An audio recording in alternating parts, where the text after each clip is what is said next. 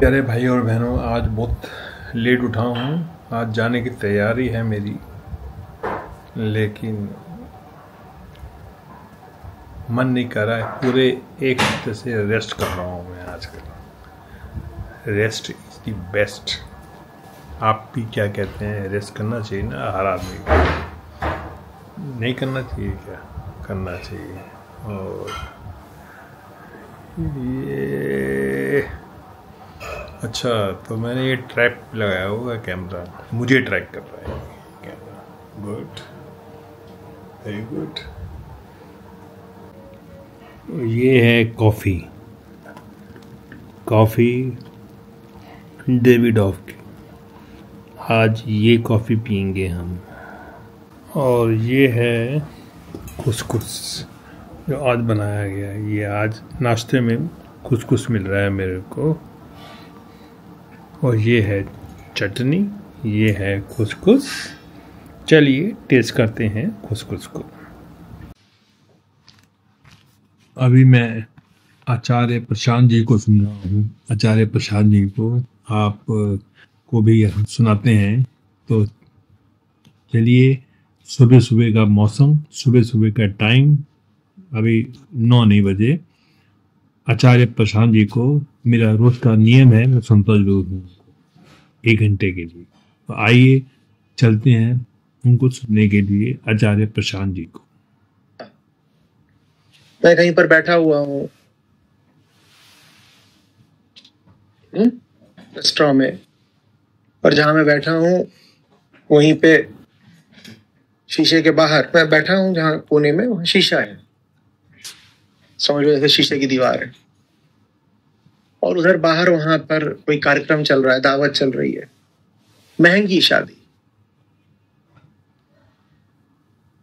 मैं बैठा हूँ, मेरे सामने संस्था के एक जन बैठे हुए हैं, और जो कुछ भी हो रहा है वो बिल्कुल एकदम हमसे सटकर हो रहा है, क्योंकि हमारे बीच में और उनके बीच में सिर्फ एक शीशा है हटा हुआ।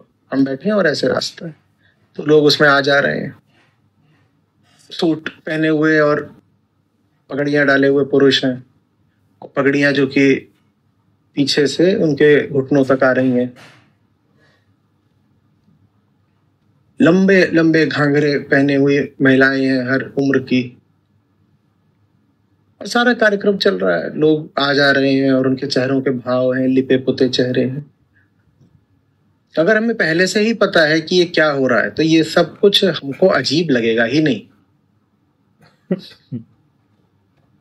क्योंकि हम कहेंगे ये सब तो एक बहुत सुपरिचित पटकथा का हिस्सा है ना, इसमें विचित्र क्या है? हम कहेंगे इसमें कुछ भी विचित्र नहीं है, और हम कॉफी ऐसे पीते रहेंगे जैसे कुछ अजीब हुआ ही नहीं, जैसे जो कुछ हो रहा है वो बिल्कुल सामान्य है। लेकिन अगर एक थोड़े अज्ञानी की तरह, अज्ञानी मैं इस अर्थ में कह रहा हूं कि जिसके दिमाग में ज्ञान वाला कूड़ा नहीं भरा है, जो ये नहीं मान के बैठा कि वो जानता ही है, एक अज्ञानी की तरह, या एक अबोध बच्चे की तरह, या किसी दूरस्थ ग्रह से आए किसी अपरिचित की तरह इस घटना को देखो, तो अनुभव का ज्ञान हो पाएगा। नहीं तो भारी विडंबना रह जाएगी। प्रतिपल जीवन का अनुभव का ही पल है, और अनुभव में ही ज्ञान समाहित होता है। अनुभव के अलावा ज्ञान का स्रोत कुछ है नहीं। किताब भी आप पढ़ते हो तो वो भी एक प्रकार का अनुभव है। कहीं आप संवाद में बैठते हो, किसी को सुनते भी हो, तो वो भी अनुभव है। हमारा तो जो भी ज्ञान आता है इंद्रियों से ही आता है, माने अनुभव से ही आता है। आप अभी भी मुझे सुन रहे हो तो ये अनुभव है। तो अनुभव के अलावा ज्ञान का कोई स्रोत नहीं। लेकिन अनुभव के प्रति आपकी मान्यता अगर ज्ञान की है, ज्ञान की माने मैं पहले से जानती हूं, मुझे तो पता है क्या हो रहा है, तो आपको कुछ भी पता नहीं चलेगा। लेकिन अगर आप अनाड़ी होकर के देखें तो आप हक्के बक्के रह जाएंगे। आप पूछेंगे ये हो क्या रहा है, और ये क्यों हो रहा है, और ये कितना बदरंगा है, और कितना ये विकृत है सब कुछ।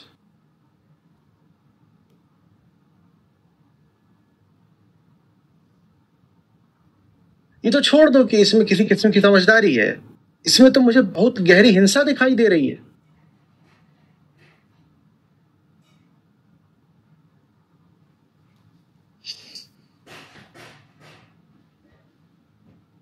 अभ्यस्त होना आश्वस्त न कर जाए, आपको आजादी दिला देगा। वही जो वहां पर तमाशा चल रहा है, उसी तमाशे के दो लोगों पे दो विपरीत प्रभाव पड़ सकते हैं। जो अज्ञान में देखेगा वो और आतुर हो जाएगा और लोलुप हो जाएगा कि मेरी कब होगी। और अच्छे अच्छे लोग ब्याह वगैरह में जा करके डिग जाते हैं, कप जाते हैं, उछल जाते हैं, जिनको समझ में आया, विचार ही ना आ रहा हो स्त्री पुरुष का। वो भी जब ब्याह जैसी जगहों पे चले जाते हैं तो उनको भी लगने लगता है कि ये सब तो ठीक है, मेरा कब होगा।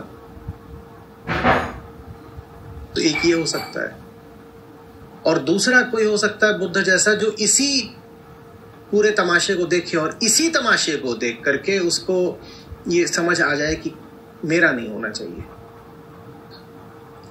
ये जो भी हो रहा है इसमें यही प्रार्थना है मेरी कि मैं कभी सहभागी न बनूं।